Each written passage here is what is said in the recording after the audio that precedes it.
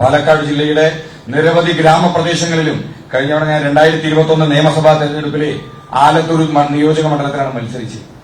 50 ബൂത്തുകളിൽ എന്നെ കാല് കുത്താൻ പോലും അനുവദിച്ചിട്ടുണ്ടായിരുന്നില്ല. ഒരു 60-70 ബൂത്ത് കേന്ദ്രീകരിച്ചിരുന്ന പ്രവർത്തനം മാത്രം ഉണ്ടായിരുന്നത്. ബിജെപിയുടെ പ്രവർത്തകർ ഈ ബൂത്തിനകത്തേക്ക് കടന്നു വരണ്ട എന്ന് പറഞ്ഞുകൊണ്ട് വലിയൊരു നിർബന്ധ ബുദ്ധിയോടുകൂടി നിന്നിരുന്ന മാർക്സിസ്റ്റ് മാടമ്പിമാരുടെ കേന്ദ്രത്തിൽ പോയി പ്രവർത്തിച്ചു. പക്ഷേ നമ്മൾ മനസ്സിലാക്കേണ്ട ഒരു കാര്യമുണ്ട്.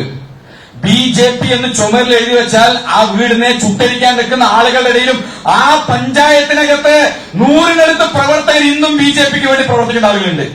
അപ്പൊ അത്രയും കഷ്ടപ്പാടുകൾ അനുഭവിച്ചുകൊണ്ട് ഈ പാർട്ടിയെ വളർത്തുന്നതിന് വേണ്ടി പരിശ്രമിക്കുന്ന ആളുകൾ സ്വന്തം വീട്ടിൽ നിന്ന് ഇറങ്ങുന്ന സമയത്ത് തിരിച്ച് വീട്ടിനകത്തേക്ക് കടന്നു വരാൻ പറ്റുമോ എന്ന് പോലും ഉറപ്പില്ലാത്ത ആളുകൾ നമ്മുടെ കേരളത്തിലെ പല മേഖലകളിലും ഇന്നും നമ്മുടെ പ്രവർത്തകന്മാർ, സ്വയംസേവകരായിട്ടുള്ള ആളുകളും ബിജെപിയുടെ പ്രവർത്തകരെല്ലാം വീട്ടിനകത്തേക്ക് കയറി ചെല്ലുന്ന സമയത്ത് ആ കുടുംബക്കാർ അവരുടെ ചെരുപ്പെടുത്ത് വീട്ടിനകത്തേക്ക് ഒളിപ്പിച്ചു വെച്ചിട്ടുണ്ട്. കാരണം എന്താ വെച്ചാൽ ഭീകരവാദികളായിട്ടുള്ള ചുവപ്പൻ ഭീകരവാദികളും മാർക്സിസ്റ്റ് പാർട്ടിയുടെ നരാധമന്മാർ തങ്ങളുടെ മക്കൾ ഈ വീട്ടിലുണ്ട് എന്ന് അറിഞ്ഞു കഴിഞ്ഞാൽ അരിവാളുമായി ആ വീടിനകത്തേക്ക് കയറി വരാൻ വെമ്പി നിൽക്കുന്ന ആളുകൾ ഒരു വശത്തുണ്ട്.